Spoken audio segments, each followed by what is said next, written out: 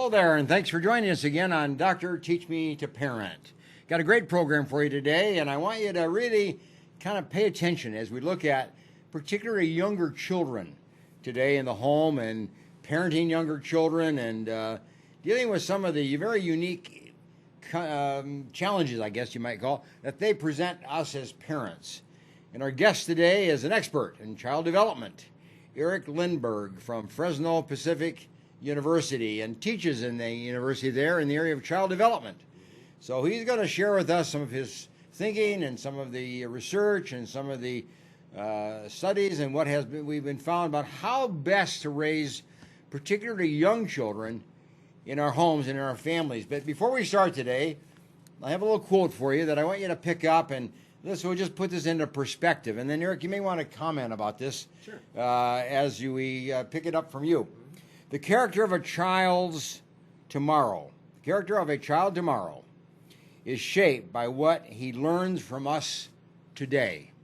Now, maybe I can just change that just a little bit by saying this. Your child tomorrow, the character of your child tomorrow will be shaped how you parent your child today.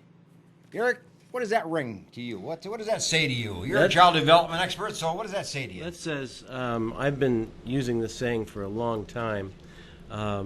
Create the past you want tomorrow. Yes, yeah. By the decisions you make today. Create your path. Create your past. Your past. So you go down the path, you make the choices, and 5 years from now you want to look back and say, I made good choices. Mm-hmm. And so I teach that to children and adults alike. And you want your kids to walk that path. Absolutely. I mean, that's the path you want them to walk. Absolutely. Because you walked it first. Yes. And that kind of reminds you of another old quote. You know, you can't expect your children to walk the path that you didn't walk. Right. I mean, there's a quote of something of that nature. Exactly. And so we as parents set the pace. Absolutely. Now, in the area of child development, you obviously had your own personal experiences. Yes. You know, you were raised in a home that, you know, maybe they did everything right, everything perfect, or maybe not quite so much. Not quite so What much. was it like at home? How were you raised? I was raised in kind of brings you to that whole point about, you know, you getting into child development. Yep. I was the baby of 4 kids. Yeah. My mom and dad stayed together until they were married for about 41 years, and then my mom passed away.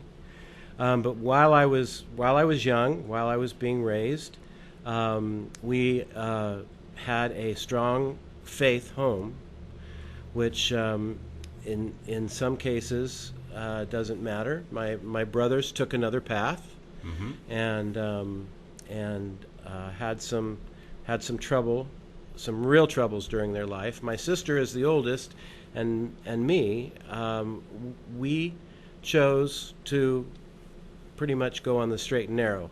Follow your parents. Follow my parents. To walk the path your parents walked.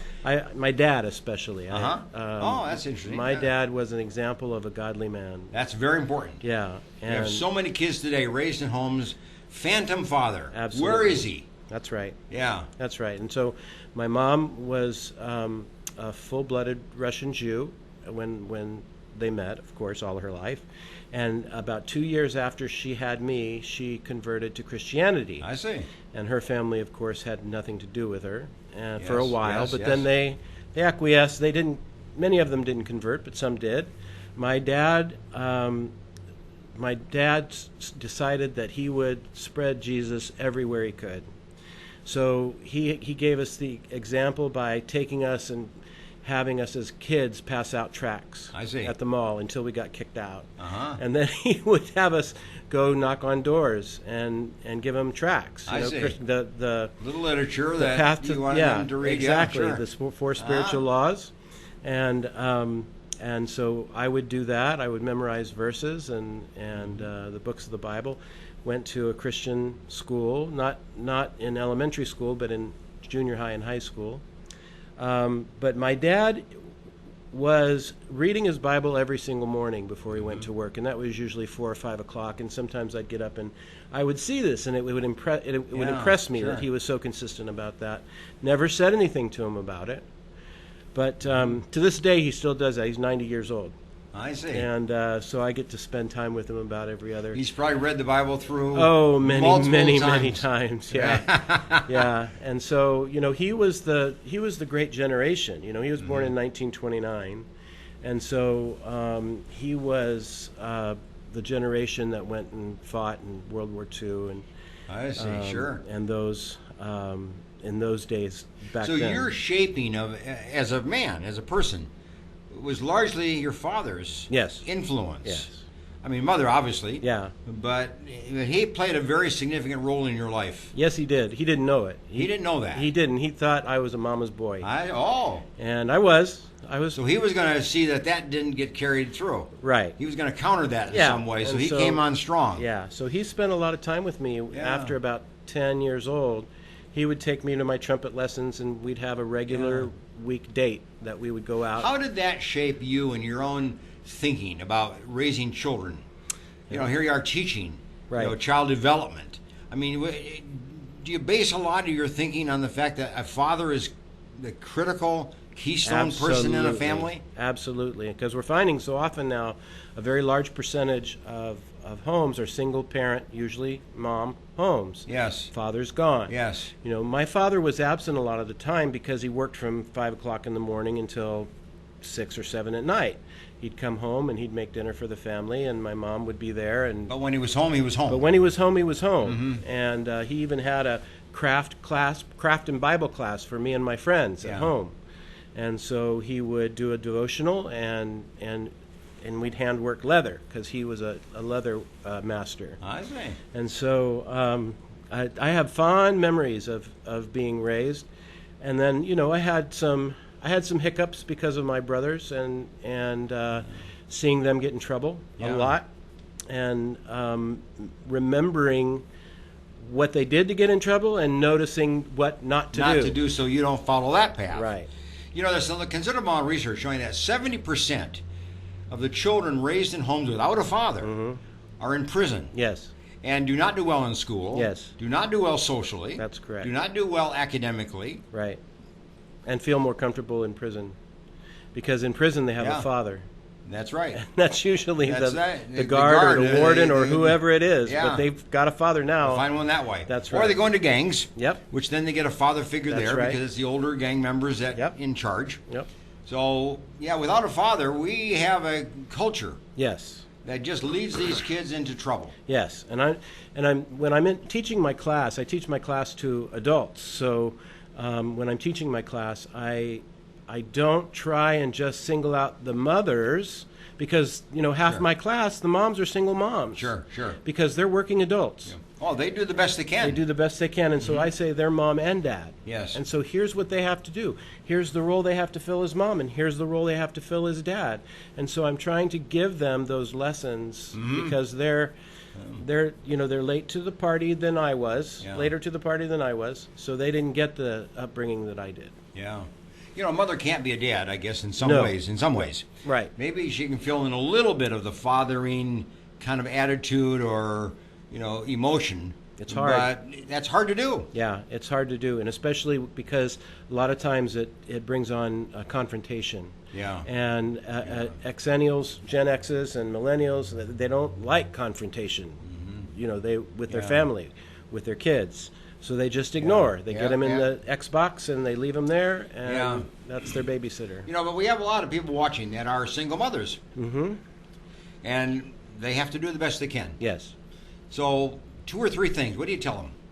Well, what would you advise a single mother today? Just saying, just do the best you can, but do these 3 things and it'll help you. Yes. Number 1 is consistency. You have to be consistent. Number 2 is if you lay down a rule, you got to make sure and do it. You got to follow through on the, let's call it a threat, but it's not meant to be a threat. Like, if you do this again, this is going to be the consequence. You're going to be in your room for the rest of the night. And then when they do it again, and if they're if they're not in their room for the rest of the night, then they know that they can do whatever they want. Yeah. Always. So you got to take that rule and lay it down, but follow it yourself. Yes, and be consistent. Consistency. Yeah, and don't let them into your private life. Don't let them into your dating life if you have one, at least for a while, because this guy may not work out.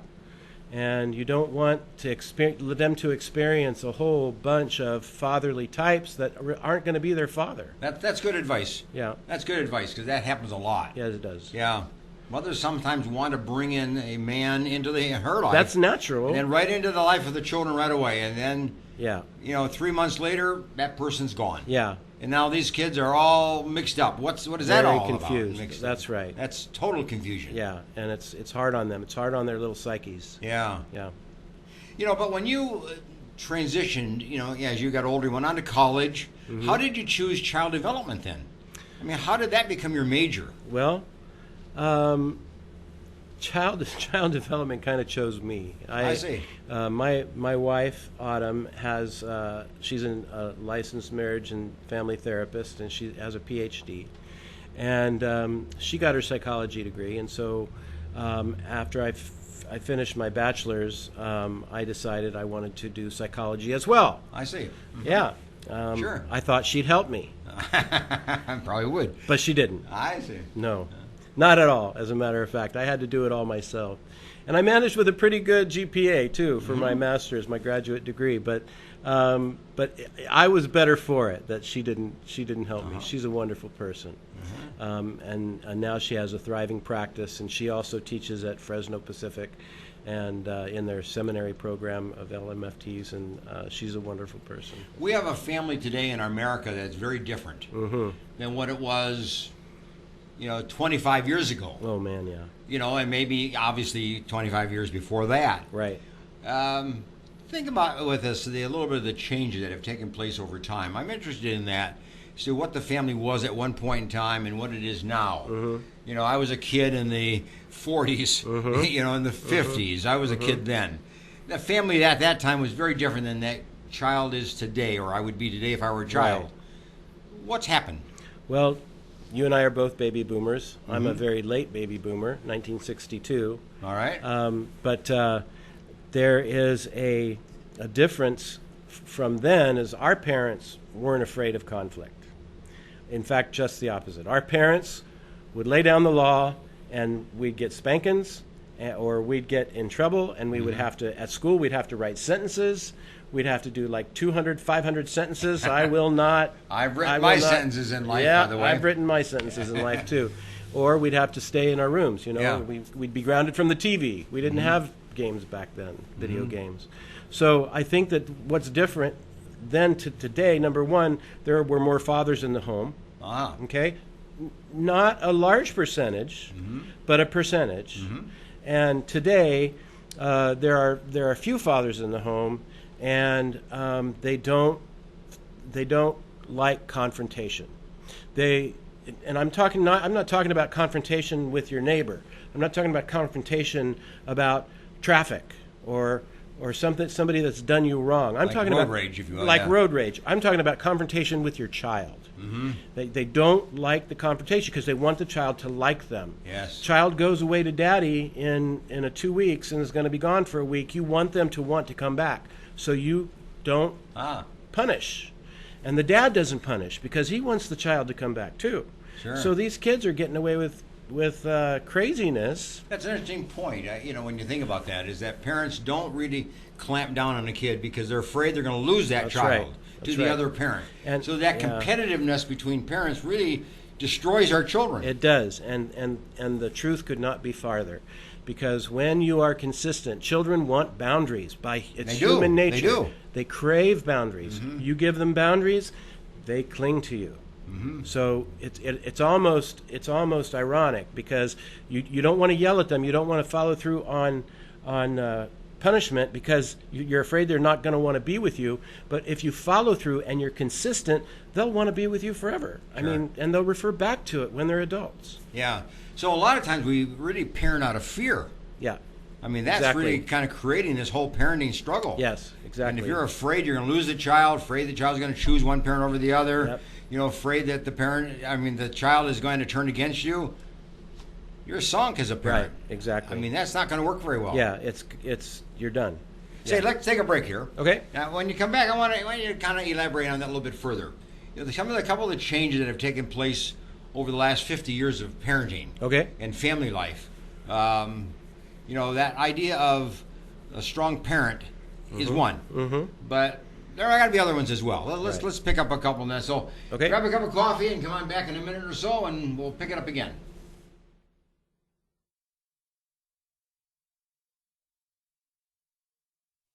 The Green Gables Care Home is a 24-hour assisted living facility for the elderly located in Clovis, California, offering spacious private and semi-private rooms which are wheelchair approved, catering to the special person in your life who needs attention and wants to live in a loving home environment. The Green Gables Care Home has assisted living in secured homes for elderly with Alzheimer's, memory loss, and for your loved ones needing assistance with their activities of daily living. Call 559-297-9438 and visit greengablescarehome.com.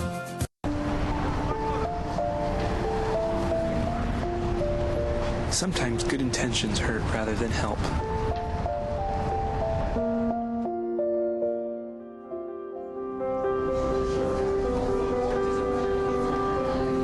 For just $1.76 per meal, the Fresno Rescue Mission offers more than food. We offer hope. Please donate today. Do you need a locksmith? Layman's Lock and Safe Service and Repair is available for you. 559-228-1805. Gained a lot, learned a lot, and got a lot of love. If it weren't for the knowledge that I had gained from the classes at PCC, I probably wouldn't be the mom I am today. See, there it goes. I would love you to meet my son, Aaron. My situation was very difficult. I didn't know how my life was going to turn out. We graduated in June 2010 and we got married in July. And through family, the Pregnancy Care Center changed our lives.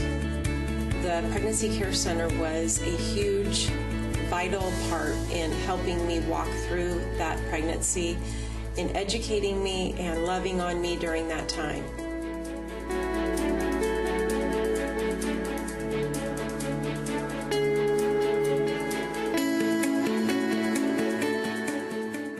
Choosing a Medicare plan can be difficult and frustrating. Susan Hatch can guide you through the Medicare maze and help find the right plan for you. Susan helps people understand the confusing and drastic changes that occur every year in Medicare. Susan will only recommend plans that will protect your assets and allow you to continue to see your personal doctor. As a 100% independent agent, Susan is not controlled by any particular insurance company to steer a person onto any one particular plan. Susan was awarded the #1 Medicare supplement agent in California. Look for Susan's Medicare question and answers every Monday in the Fresno Bee. Call Susan at 559-307-2287 and visit MedicareToday.net.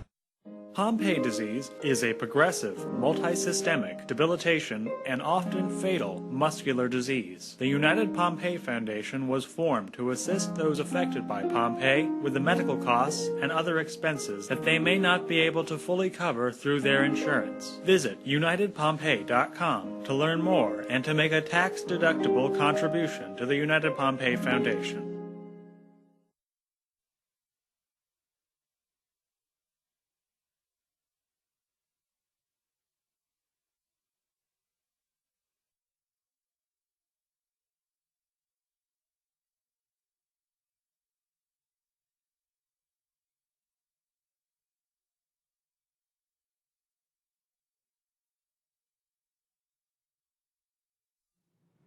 Okay, welcome back as we pick up our discussion with Eric Lindberg of Fresno Pacific University, child development specialist, teaches in the area of child development, and he's guiding us through the thought process of parenting from a kind of a child development point of view for particularly younger children in the home. And before we took a break, he was commenting about just the necessity of parents working together and not being in competition with each other, not being afraid to discipline a child. But what's the next point? What would you advise parents and educate parents on how this has shifted over time, over the last 50 years, if you will? Yeah. How have we changed this parenting? Well, you have to remember that when your child grows up, if they've had a good foundation, chances are they're going to be okay, no matter how bad they are right now. And by bad, I mean maybe cheating once or twice in school, or pulling Sally's pigtail when in elementary school, or toilet papering a house when they're in high school. That's the bad I'm talking about. When they're adults, when they're in their 20s, they're going to be okay. And that's something that we have to keep reminding ourselves of, because it's natural for, and I teach it like this, during their life, here's the baseline of doing well, doing okay. And during their life, they have periods of this, going above and below the baseline, bad and good. And bad and good. You lose your license when you're 16, that's a bad thing. And then you become involved in your church, and when you're 17, that's a good thing. And then, so by the time that you're, and I'm trying to do it in reverse here for the camera, by the time you're 23 to 30, the brain starts to slow down developing, because your brain keeps developing into your 25, late 20s. 23, And so they'll be okay. And they'll be okay without you. You got to remember that. So there's a certain degree of hope, yes, certain degree of faith, yes, certain degree of confidence, that's certain right, degree of expecting that the good will come out right as a child gets older. And that's something that we don't think about, because we're so tied up in the moment. Yes, we are. Okay, we're worried about getting through the day. We're worried about getting through the day, and we're worried about that child liking us. Okay, and they're worried about them being our best friend. Too much. We're worried about them liking us too much. Johnny is my best friend, and I'm so glad, because we're like this. We do everything together. No, you don't parent that way. Can't parent that way. You don't parent that way. Can't parent that way. And that's the difference. One of the differences between when we were younger, our parents were of the industrial age. Yes. Okay. Yes. And the great era. The great time, and during the war, before the war, and they had excellent examples of parents before them. Oh yes. Right. So when our parents became parents to us, they were pretty good. I mean, in most cases, there's still. I have found, and I was shocked when I was doing research to find the percentage of homes that were still fatherless back in the baby boomer era. Oh, back then, there was a lot then, but there's 40%. Now it's closer to 50. Now it's closer to 50. But maybe about 40%. I mean, so it's still substantial. Yes. So on history, kids have been raised pretty much without a father. Yes. I mean, maybe the fathers in the past were not in the home, but they were connected to the kids. They visited, they kept in contact, they paid child support, they lived in the area, they stayed in the community. The kid had connection with the father, even though the family was divorced. Right. I think the difference today is when father leaves, he's gone. He's gone. Yeah. He's gone. Yeah, he doesn't want anything to do with it. He wants to just move on from his life. That's unfortunate, isn't it? It is very unfortunate. But you said something a little while ago about you had an experience like that yourself. You parented kids when they were young, 30 years ago or whatever it might be? Yeah, about 35 years ago. 35 years ago, and now you are parenting another set of younger kids. My wife and I adopted. How are you different over time? How have you changed? Well, you're the expert. Yeah, let me tell you, it is a lot different. When I was 21, my wife and I at the time had a baby, and we divorced, separated when she was 2. I see. So she never knows us together. Yeah. Okay, but I was the part-time dad all her life until she was an adult, and sometimes I say that her mom kind of turned her into my ex-daughter at times, and I really felt angry, and I felt alone, and I felt disappointed, and so when she would come over, and I'd have my day and my weekend with her, I would not want to punish her. It was only natural because I didn't want her to be mad at me the whole time. I only had her for 2 days, for heaven's sakes. It should be fun and games. It should be fun and games. And then, my wife at the time, I was constantly doing this because they hated each other. And so it was a hard time bringing up a child then as a part-time dad. On a part-time basis, too. Yeah. You were a part-time dad, but she was a part-time child. That's right. Came and left out of your home. Exactly. And then when you were trying to keep 2 women at bay from each other. Exactly. Yeah. I mean, yeah, try and do that. I mean, how you spend quality time with your child, right? Which is apparently what you were trying to do. That's what I was trying to do. Or sometimes I was going to take her in the weekend, and then my daughter would call me up and say, "Mom's going to Disneyland this weekend. Can I go with her?"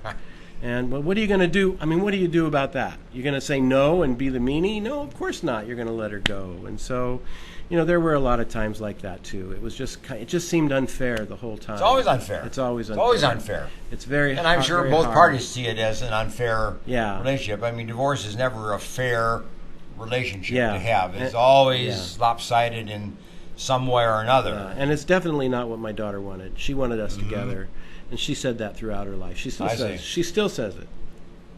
From a child development point of view, and that's kids kind of growing up by age, year after year after year, is there a time when it's really critical that the parents pay attention to the child, spend extra time with the child, do extra things with the child? Is there kind of a learning point that the child really bonds with a parent if they do something, if they are close, if they engage in activities together or live a certain kind of lifestyle? Is there a critical time in life of a child? Well, in my opinion, there's a couple. The first 5 years is critical. First 5. Okay? The first 5 years is critical for brain development. And so what happens in the first 5 that makes that so critical? Well, the first 5, their brains start to create. The brain is very plastic and stretchy and can heal quickly even, but it's very moldable. And so the first 5 years are crucial for brain connections, for the neurons to make pathways that are critical for foundations for the rest of their life. So being read to, being played with. Okay, I was having stories at night. Some consistent lifestyle. Definitely. Calm lifestyle. Yes. Educational lifestyle. Learning lifestyle. Read to your children. Read to them. Read to them. Read to them. It's one of the best things you can do in the first 5 years. Well, actually, their whole life, but certainly in those first 5 years. Certainly in the first 5 years. Yeah. So those are critical.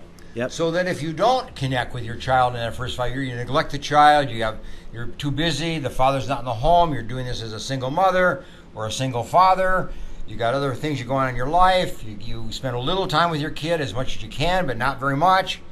What happens to those kids? Well, what's the if problem there? you haven't attached with them by the time they're 3, chances are they're going to have reactive attachment disorder, and that is a lifelong disorder. There's no age 3. There's no cure for it, and we learned that. My wife and I adopted 3 children about 8 years ago, and right now they're 8, 9, and 10. And so they were like 10 months, 2 and 3, so maybe 7.5 years ago. Sure. And so if you are a foster or adoptive parent, and you've been taught through your classes that if you get a child after 3, the chances are very high that they're likely to have reactive attachment disorder. So you have to be cognizant of that and be taught how to treat that and how to take care of that. Yeah. So how to bring a child under the bring umbrella. A child, how to exactly. bring a child under your control, under your parenting, under your household, under your roof. Right. When they really don't feel that it's safe. Yeah. Or it's going to be stable. And some children may feel that way the rest of their life. Wow. Yep. It's just the way it is. Even with 2-parent household, they may feel that way the rest of their life. They have a better chance if there's a 2-parent household after they're 3. But chances are it doesn't go away. So if a child doesn't connect, doesn't really bond with a parent by age 3, that child's at risk. Now, that isn't hopeless, but parents have to really commit to bringing that child under control, under the umbrella, under their skirt, so to speak, and just really spend time. Yep. Can you spend enough time with kids like that? I mean, is it...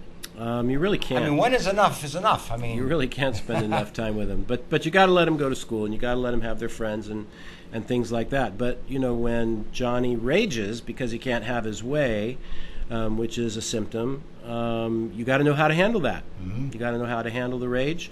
Got to know how to handle the other actions that might play out as a result of their attachment problem. I always think of it this way: it's not so much what you do, but it's what you don't do. Right.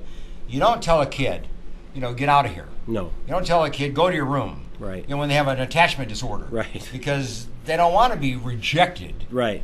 But if you do that, if you say you're going to go to your father's, you're going to go to your mother's house, you're going to go to your grandma's house, you can go live with a neighbor, you're going to go back to the agency where you came, whatever. I mean, that just heightens that sense of rejection and fear of isolation and just being right. There's a lot absent. of foster kids these days that have what they call a go bag, and it's usually a trash bag full of clothing that they can do without for the most part, because they know that in just days or weeks they're going to have to grab that bag and disappear. Got to go somewhere. Got to go somewhere. So like a security bag. Like a security bag. Right? Exactly, and that's a real problem amongst the older children that are in the foster system. So when you take on a child, let's say as a foster child, or you adopt a child, you are taking on a major commitment. Oh, definitely. The commitment is to commit. Right. Is to commit to that child. Right. Because you would want the child to commit to you. Exactly. But that child won't commit to you until you commit to the child. Is that right. Is that the process? Well, that's usually the process, yes. And sometimes attachment disorders can show themselves in different ways. They can show themselves in, I don't want to attach to you. Yes. Or they can show themselves in, I want to be this close to you all the time. Right. Or somebody that comes over. They don't even know. I want to be very close to you all the time. Yeah. Don't leave me. Don't leave me. So there's some difference in attachments, but want to go into the parents' bedroom at night, sleep with them in the bed, exactly, which is a no-no, by the way. But that's the attachment Don't do that. issue. That's right. Don't allow the child to sleep with you in your bed. Have those boundaries. Yeah, because that's what they need. It might not be what they want, but that's what they need. So you really are a firm believer. I am setting boundaries. I'm a different parent. I'll call them rules. Yeah, I mean, exactly. Call them whatever you want to call them, but they're different rules for what you do and what you don't do in your home and outside your home. That's right. And I'm a different dad now than I was 35 years ago. Believe me. Maybe a better dad than not just a I different dad. I would hope to God I'm a better dad. Please, God, thank you. But if that's a rule, you don't let the kid get in the bed with you, because now you're going to create a whole different scenario. That's right. What's another rule that you would have in a home where you're really working with a child that's having trouble adjusting and adapting and being independent and being comfortable? Well, create as much space as you can with the child. Okay, not away from the child. Create as much space as you can with the child. Connect, and also not only be consistent on the boundaries and the rules, but also be consistent on the good things too.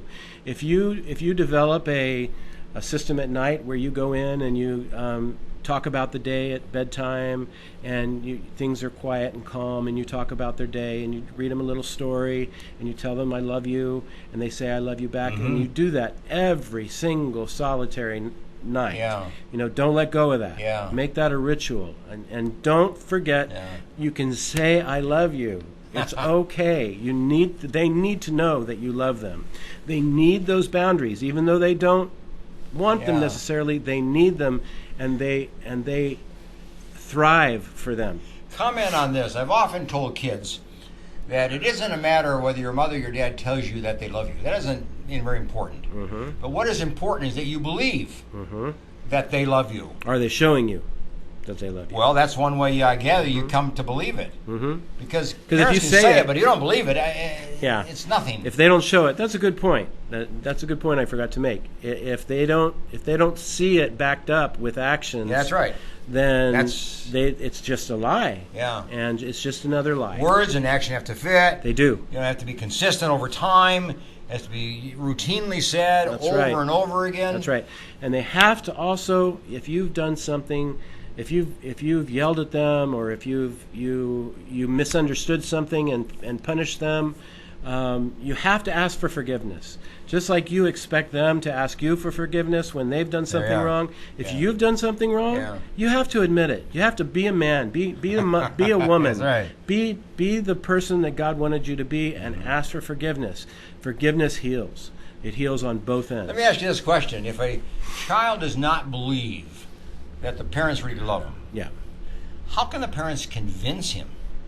I mean, here's a child that doesn't believe. I mean, how can a parent get through that and really convince the child that, yes, I really do love you, and I want you to accept that, and I want you to live that way? There's only one way, and that's besides through a relationship with Jesus Christ. There's only one way personally, and that is to, and I say it again, be consistent, no matter how long it takes. Over time, it will pay dividends. It may take a year, it may take 5 years, it may take 10 years. But believe me, trust me, it will happen.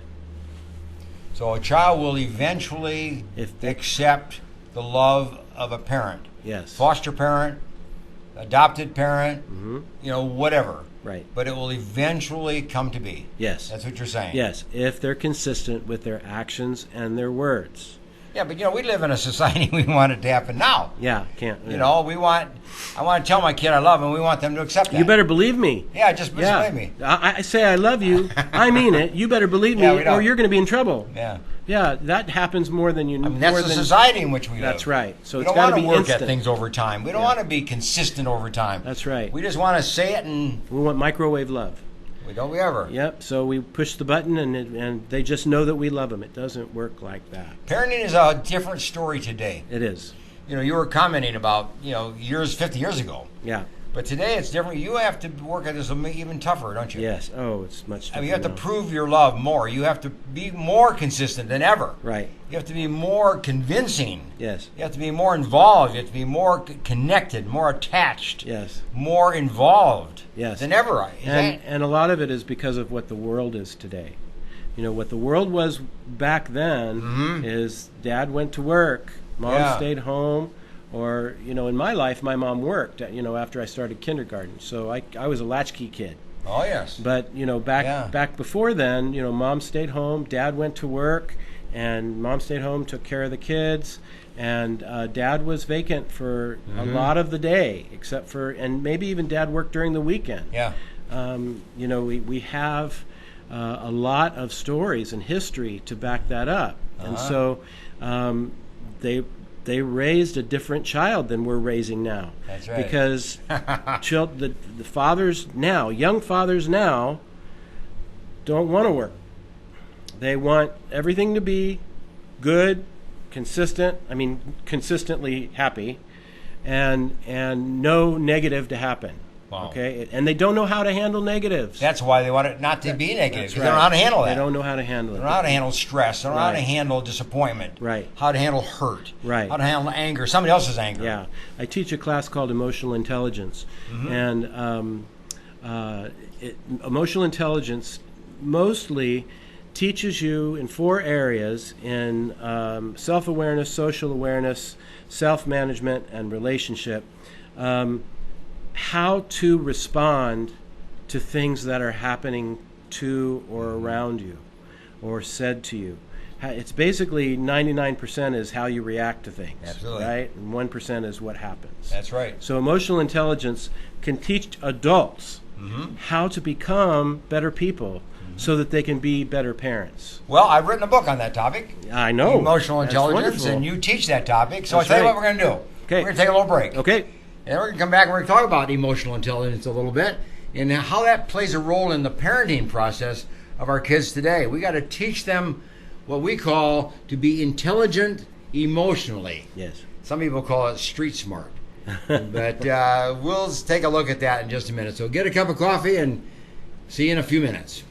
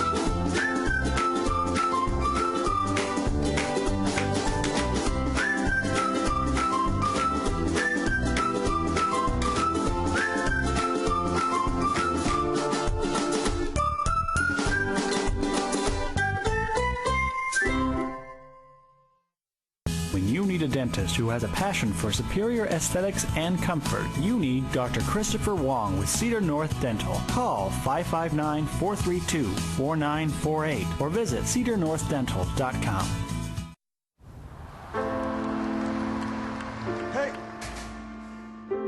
China's closing the club. Tanya, come here. At Boys and Girls Clubs, it's not just about trying new things. Kitchen in my hometown. It's not about learning the right steps. 4 or making contact. 5, 6, 7,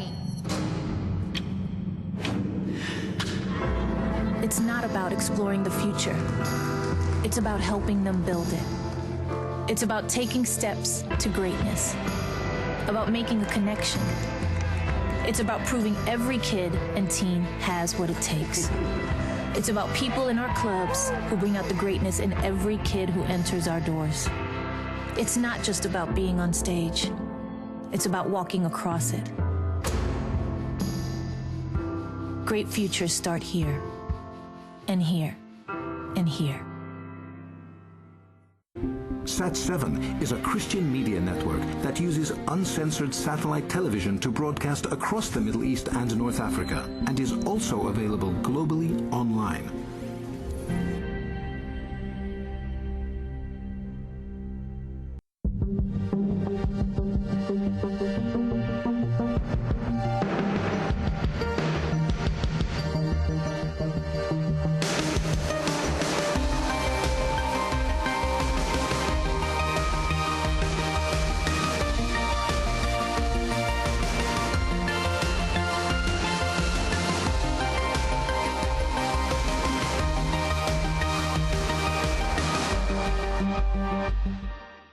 CentralValleyTalk.com.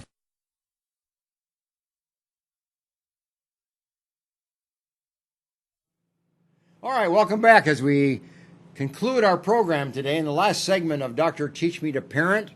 Our expert today is Eric Lindberg, who is a child development specialist, teaches child development at Fresno Pacific University. And today he's guiding us through some thinking about the parenting of young children and effective parenting and good parenting, if you will. But before the break, Eric, we just started talking about the issue of emotional intelligence. Mm-hmm. A very important issue to teach children, a series of topics, a series of behavior patterns, a series of attitudes, a series of ways of thinking to teach children. Yes. And you teach a class on that topic. Mm-hmm. The book that I wrote is Living Life at Its Best. Wonderful. And Living Life at Its Best is just a nice little book. It takes all the different aspects of emotional intelligence and puts it out into a brief form, gives an example, and then leads you through a series of questions. Right. So how do you do this? I mean, what do you teach when you think in terms of emotional intelligence? What do you want your student teachers, if you will, to know, because they're going to carry that on to the kids in their classrooms and then obviously to the parents that they have. Well, it's different in teaching teachers how to teach it in their classroom is different than teaching adults in how to have it or raise their EQ or emotional quotient, right? So teaching teachers is all about activities and having the children very involved in what you're doing. Yeah. So it's responses on what happens when somebody cheats, or what happens when somebody lies, or what happens when somebody is wronged in some way. It's also about the good aspects of ourselves and bringing out the confidence in ourselves that we should have, and knowing what we would do in any circumstance. Sure. So in teaching children, it's all about the activities and what we teach in teachers is how to do the activities. You know, when I was writing this book, I said to myself, the very important thing that every single child needs to learn, and every parent needs to teach, is empathy. Yes. How to be considerate of others, but to feel the feelings of others. Right. You know, when you hurt their feeling, when brother hits little brother or sister, there's a feeling there. And a child has to learn how to be empathetic, how to feel that feeling that he caused or created. Kids need to know how other people feel. And when they can feel as other people feel, They get to know their own feelings, Right. but they'll treat each other better. Right. It's really hard before the age of 5 or 6 to have empathy. Yeah, it's about a 7-year-old is what I think. Yep. Yep. Mhm. They knock a child down, okay, accidentally, but they keep on going. Yeah. You know, and here's the child they knock down. It could be brother, sister, could be friend, and crying.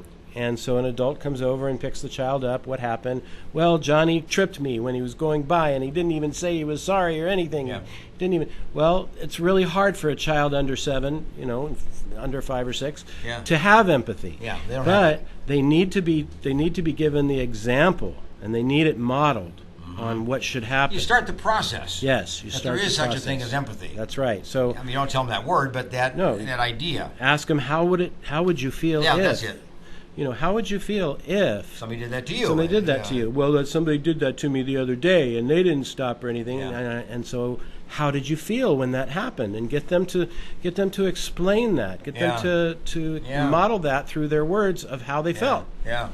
When I was writing this book, I also thought the idea of responsibility is a very critical trait or skill or attitude or attribute that you want your children to learn. Now, to me, you know, responsibility starts out with, like, you take the garbage out, right? Right. You know, a child at age 3 starts chores. Right. It's age 3. Yep. That's where they start chores. That's where you start teaching responsibility. That's right. Help me out with that. How do you teach that? You teach that by saying, take these forks and go over and put them on the table where everybody's going to sit. Okay? Very good for a 3-year-old. Very easy to understand for That's a right. 3-year-old. Okay? You take these spoons. Don't give them the knives yet. Take these spoons. Go put them where everybody's at. Okay? If they're paper plates or unbreakable plates, take these plates and go set them where everybody's going to sit. It doesn't matter where they put them. Okay? Don't freak out. Don't be obsessive. It doesn't matter where they put them at the place setting. Okay? Like the knife on the left and the 2 forks on the right, or whatever. I don't even know if that's the right way. But it just matters that they were able to do it. So something easy like that. Okay, I want you to go in your room, and I want you to pick everything up off the floor and put it on the bed. And then Daddy's going to come in and help you sort it. And then we're going to sort it. Okay, that's very easy for a 3 or 4-year-old to understand.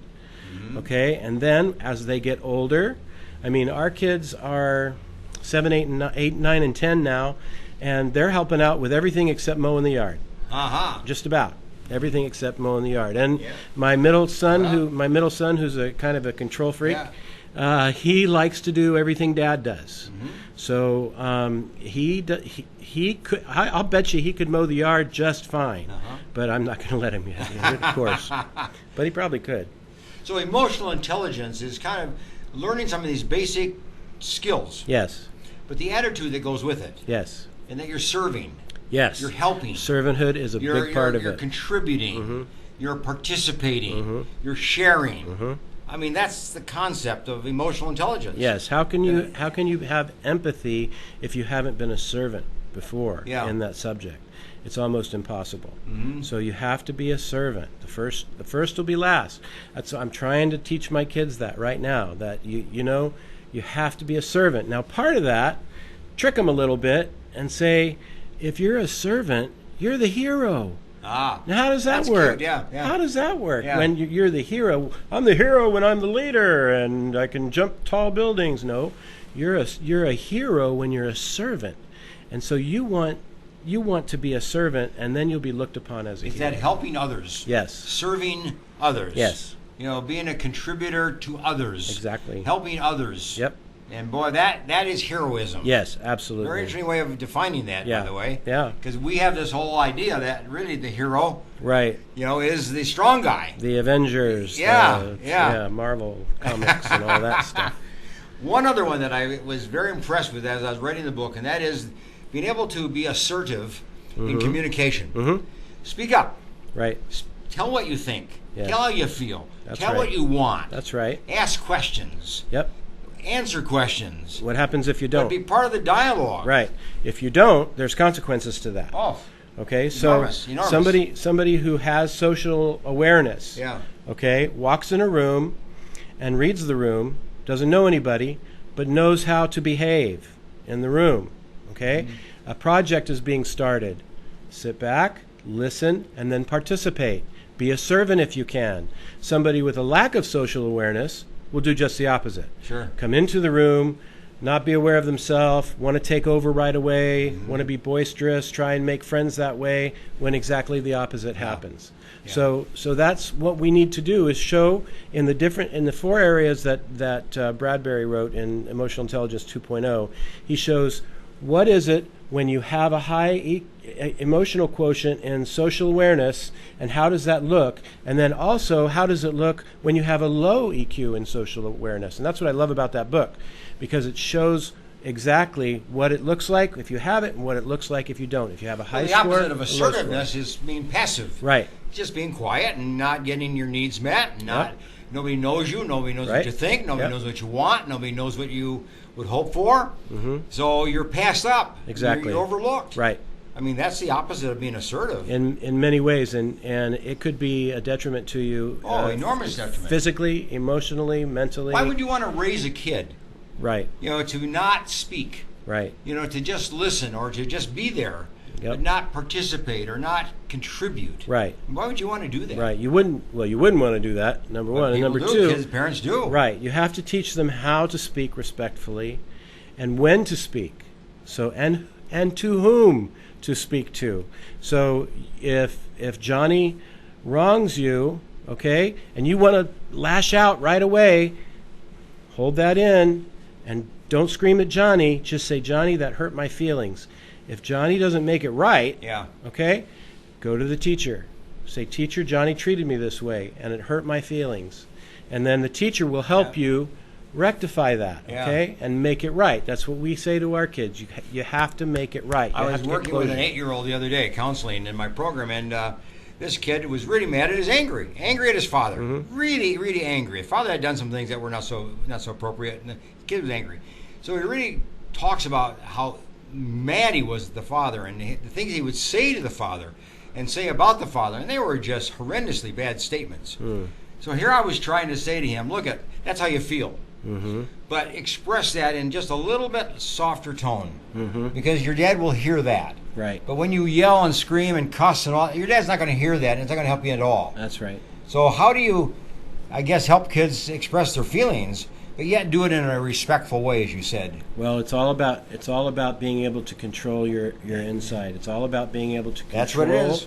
that person inside that wants to lash out, and being able to for them to know the consequences of what happens when they do lash out, okay, and letting them know that the good consequences of not lashing out and handling it the right way are much more goodies. Kids lash out. That's the thing that is about kids. Yep. They don't have that control, that kind of impulse control. Yep. And being consistent when the child lashes out, being consistent with the consequences. If you're the adult in the situation, you're the teacher, or you're the mom and dad, being consistent with the consequences, being consistent with the house rules. We don't allow this in this classroom.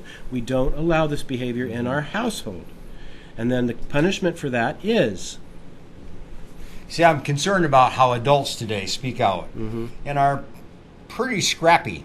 How they speak to each other and some of the expressions. Sporting events and things like that. And on television and in various places that you hear this awful talk. Yeah. But then kids hear that and then they repeat that. I think that's the way. I mean, you're giving an example of you want your kids to talk like that? Yeah. I had an example of my daughter came home, and she's the youngest, and she came home and said, today, Dad, so-and-so said that their parents were split up, and my mom says that my dad's a real jerk.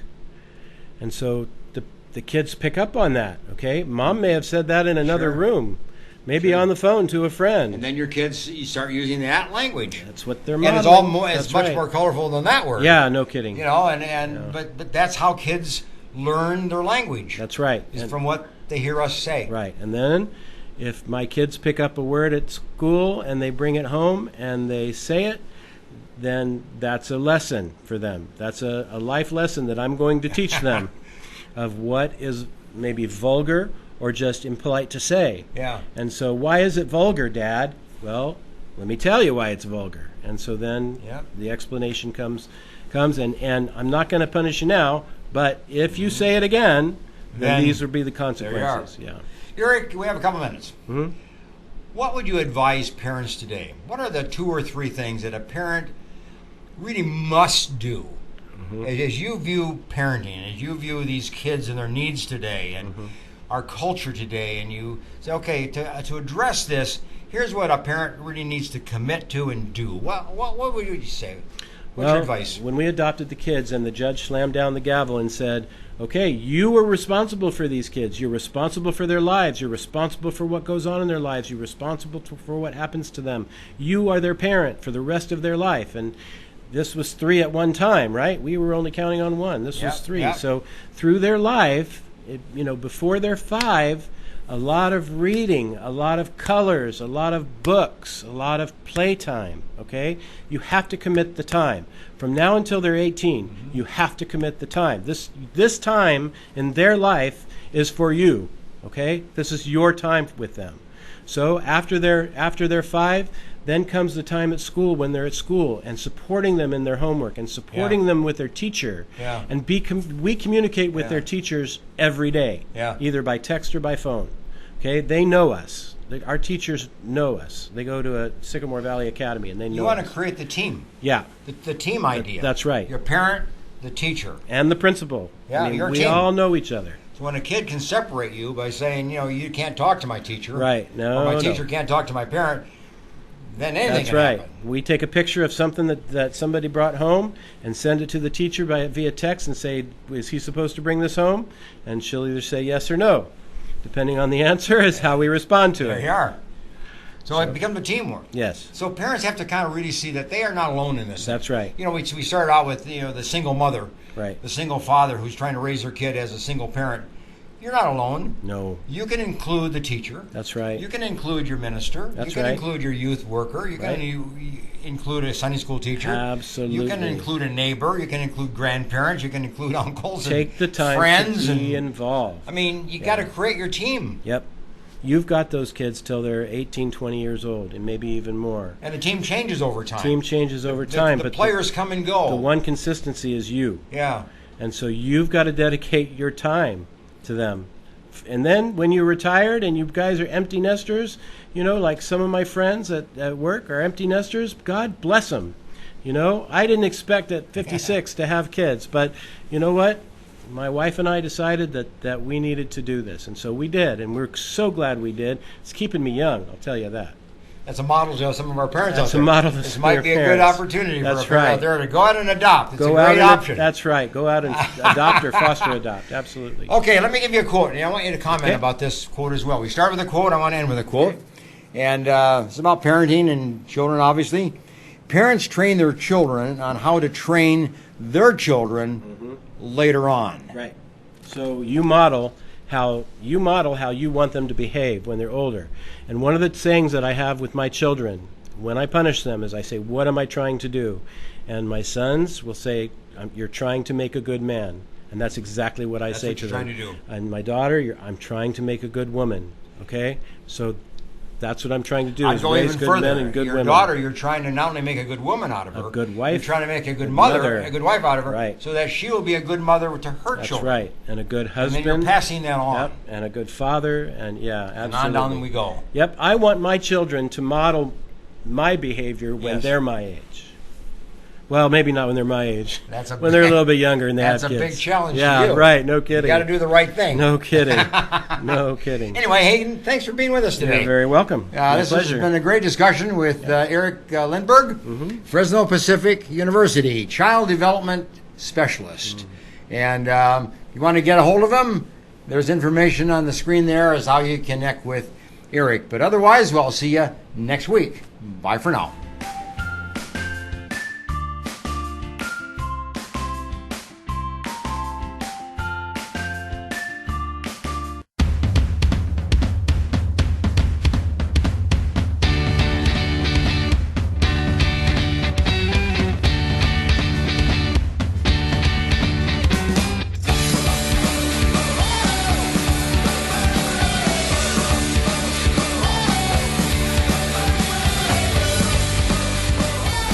When I set foot on the campus to come visit it, I was struck by how open and how welcoming the students and the professors were.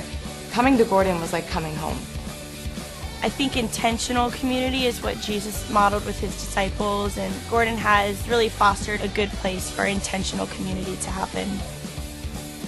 Gordon is a place where you can meet people from all over the world and hear their stories. I meet a lot of different people who are shaping who I am today. Gordon seeks to graduate men and women of character and of leadership, and the world is the place where Gordon students belong. Choosing to go to Gordon was, I think, one of the best decisions I've made in my life. I expect to be changed.